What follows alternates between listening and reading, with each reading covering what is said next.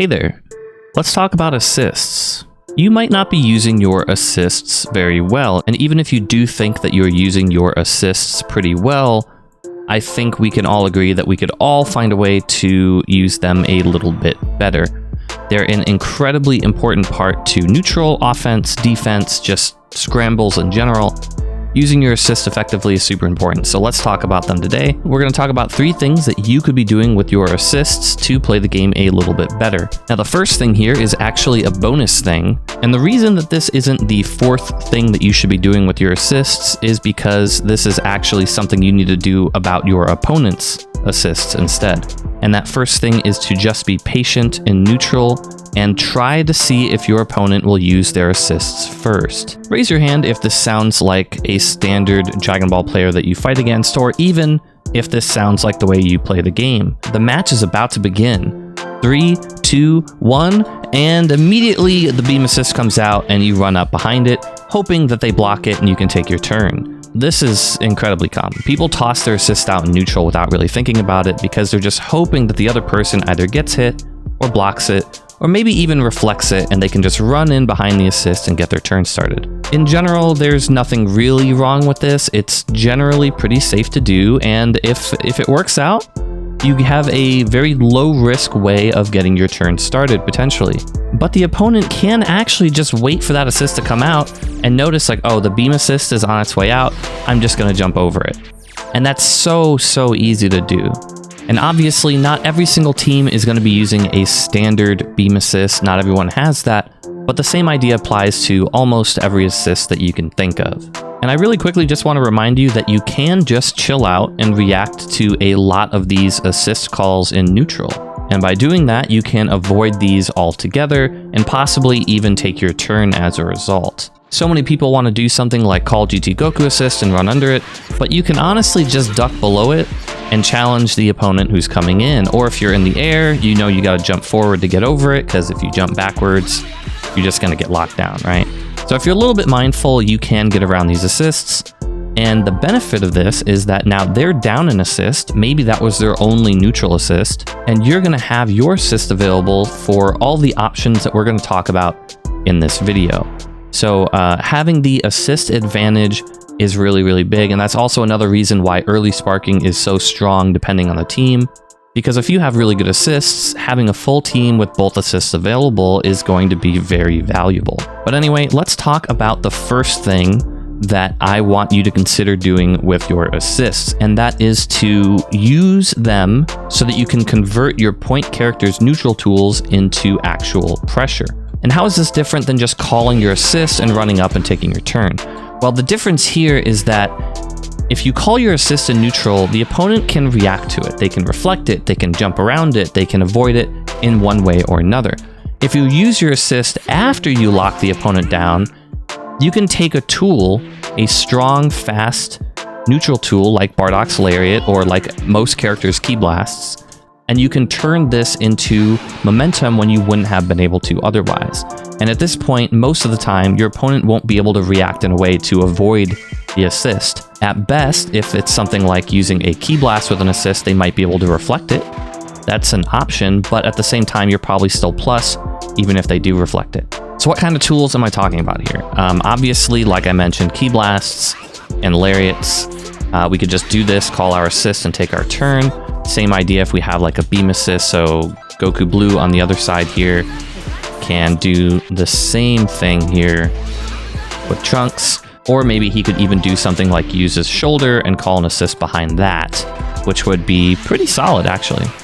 And even characters that don't necessarily have really good projectiles usually have some sort of tool that goes really far, really fast, where if I was able to get someone to block Nappa's 5H, I could special cancel, call my assist, and get my turn started, which would give me a good opportunity to either maybe go for a cross-up or, you know, Dragon Rush, same side mix-up, overhead, you name it.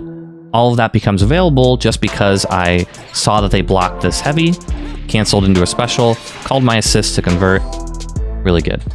And if you really don't have anything like that, or this is just something you should do even with characters that do have that tool once in a while, is Super Dash plus your assist. Obviously, fast assists are really good for converting super dash into pressure, but you can do this with a beam assist or something too. You just have to adjust the timing and call it maybe a little bit sooner.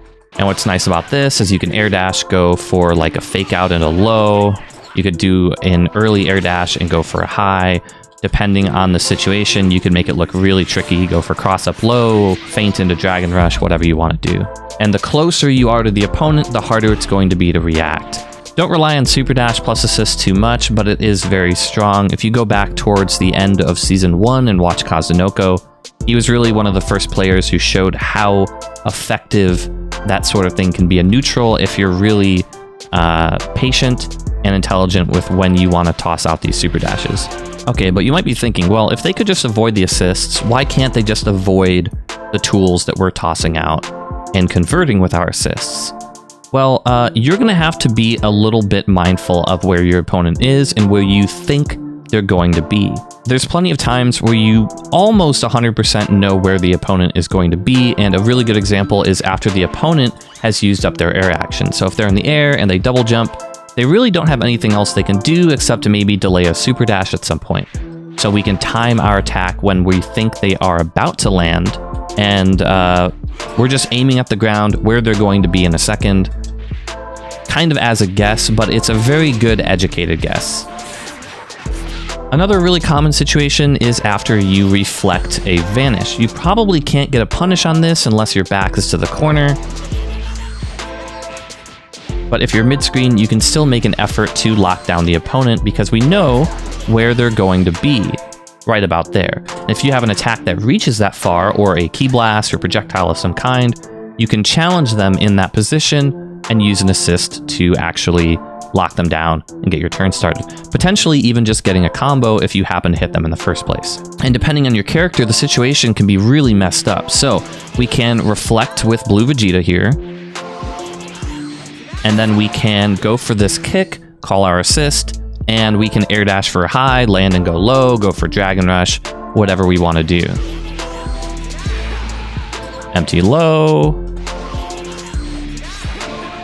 dragon rush, whatever. And I think a lot of people aren't quite ready to switch gears and transition into defense at that point. In fact, a lot of people just intuitively backdash or jump or do something after their vanish, even if they get reflected. And most of the time, those people are going to get smacked in this sort of situation. So if you have a projectile, a ki blast, anything resembling a lariat, heck, even after this, you could just go straight for a super dash into your assist. And if they're willing to respect you, or if they aren't ready to anti-air it, you're probably able to get your turn started. And some characters have just amazing anti-airs where if you can maneuver under someone, it's pretty much a safe bet to just call it, cancel into a special, call your assist, and get your turn started that way too. Some really good examples of characters with enormous anti-airs that could do this kind of thing would be like obviously Nappa, Janemba, Broly. I'm trying to think of who else. I know there's got to be some more. If you're playing Kid Buu or Krillin, you're probably not going to be doing this kind of thing too often, but it's another way of getting your turn started with an assist. Think about what kind of tools along these lines of anything we've talked about so far that your characters have that you want to play, and see how you can use your assists to convert them into actual pressure. I feel like I'm being a little bit of a broken record here, but I think this is a really important point, so I put it first on the list just for that reason.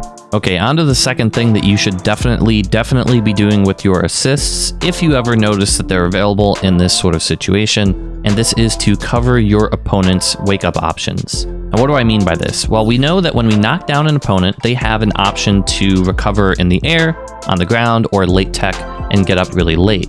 And for a lot of people, you end up in this weird situation where you end up having to guess, are they going to up tech, are they going to get up on the ground, or are they going to late tech? Now, wouldn't it be really nice if you didn't have to play that game? And having an assist available oftentimes helps you narrow down the number of options you have to call out at any given time. You don't need to specifically call out up tech. You don't need to specifically call out quick rise or late tech. You can use an assist to cover the ground while you cover the air, and usually you can still meaty a late tech afterwards as well. So let's say we get a standard knockdown in the corner. Let's use our assist to cover the ground while we cover the air, and they're all locked down from the assist. We can get our turn started. Now what if they up tech instead?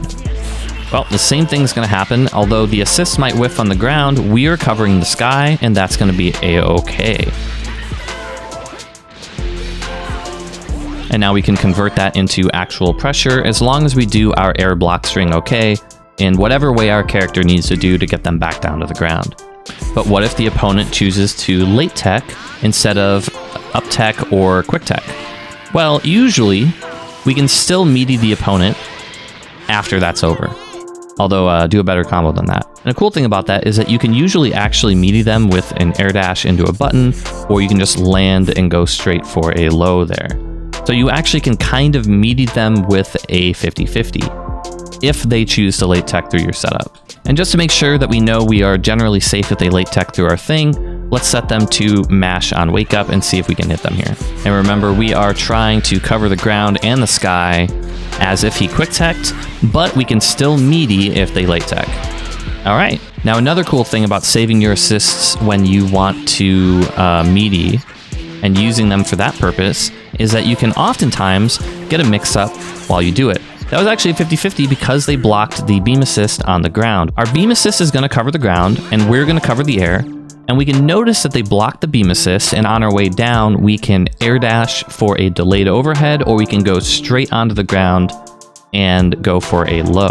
And if you're curious whether this is a true block string or not, which is what you would basically need to have it be a real mix-up here, you can set them to guard first only and test that idea yourself. And that was a true block string. Let's try this with the low option. And that was a true block string as well, as long as you time it right. And even if you don't time it perfectly, you'll probably still frame trap them and you'll generally still be pretty safe. So don't overthink it. Don't think you need it to be perfect every single time. It's generally just a really nice idea to cover the ground with something, cover the air yourself, and that's really cool. Another way you can go about this is to just meaty yourself normally. If a lot of characters have a meaty safe jump using their jump H one way or another, and you can use an assist at the same time to convert into better pressure on block. And if they were to reflect, you can keep your turn. So let's set the opponent to reflect on wake up here, okay? So we'll set them to back plus Ki Blast, and when they wake up, or after any action we do to them, they will reflect. You can see when we get reflected away, the assist is still there to keep our turn. By the way, I'm using Goku's beam assist as an example here because there's a lot of assists exactly like this one in the game. But this idea will work with almost any assists you have. In fact, some assists can do the same things that we've been talking about in different ways, maybe even better ways. So an assist that starts on the ground and goes upwards, like Team Gohan's or many of the Dragon Punch type assists, they can just cover the ground and the air all on their own because they're going in that direction, obviously, right? This gives you the option to kind of just call it and jump up, and when you see that the opponent blocks it, you can go for your air dash overhead, or you can just go straight for a dragon rush or an empty low. Just be careful that sometimes the opponent will get hit for one reason or another, mashing, trying to up tech, back dash, you name it, whatever. But if they get hit, make sure you can convert that hit into something meaningful, and don't just let them get out for free because they got hit. So lab that situation so that if they do happen to get hit by the assist, you know how to actually pick it up. Some assists are going to be easier than others to convert. That's okay. That's just kind of how the game works. Okay, now the last thing that I want to talk about that you should be doing with your assists is to challenge the opponent so that your point character doesn't have to. And what I mean by this is there are a lot of times in the game where we can choose to challenge our opponent. Maybe it's in a scramble when we're up close, or we're just hovering around the same general area as them. And we don't really know who's going to win if someone hits a button. Maybe in these scrambles, you hit your button first and you win. Maybe they hit their button first and they win. Maybe someone uses a Dragon Punch. Maybe someone just jumps away. Maybe someone vanishes.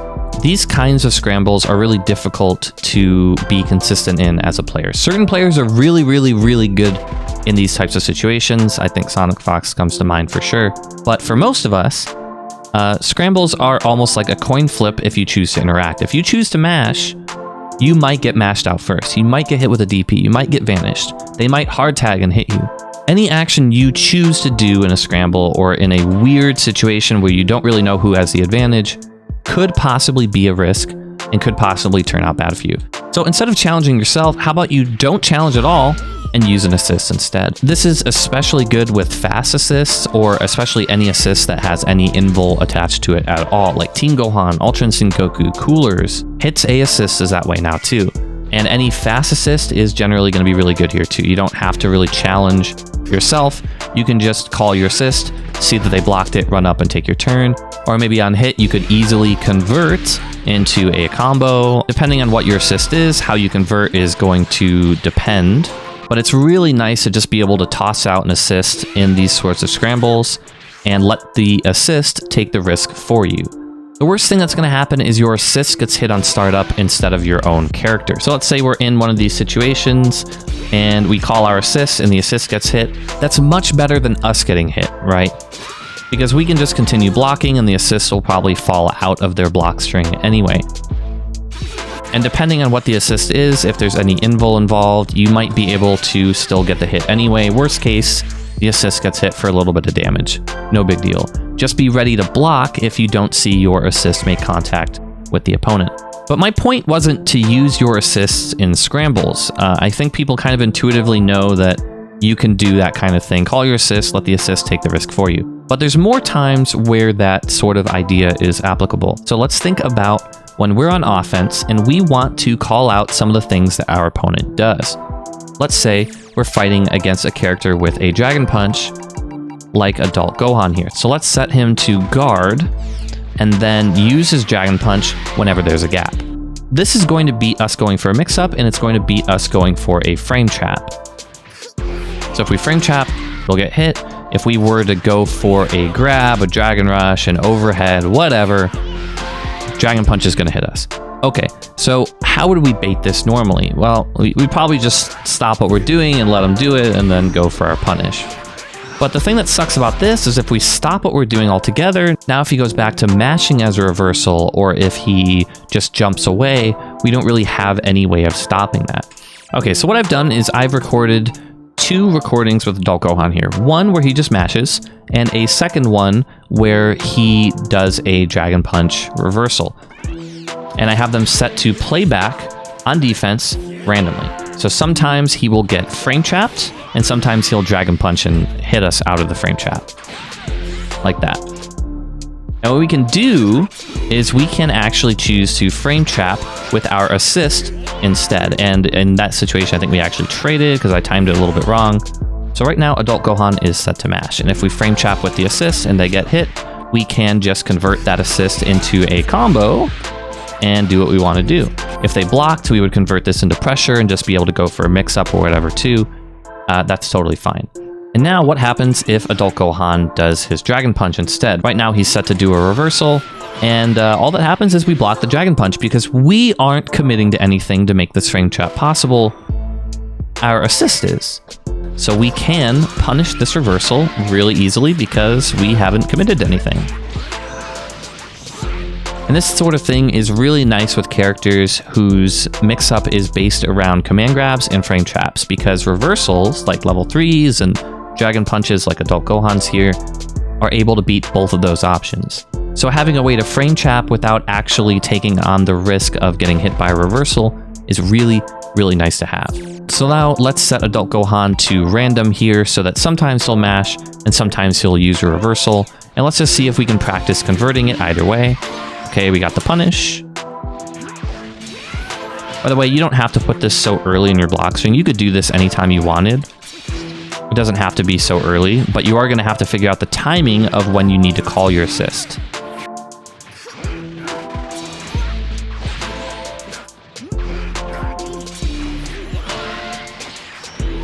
Another cool thing about doing this is that you will actually be able to bait other options as well. So if your frame trap isn't tight enough to punish a vanish on startup, you will still be in a position to anti-air the vanish instead.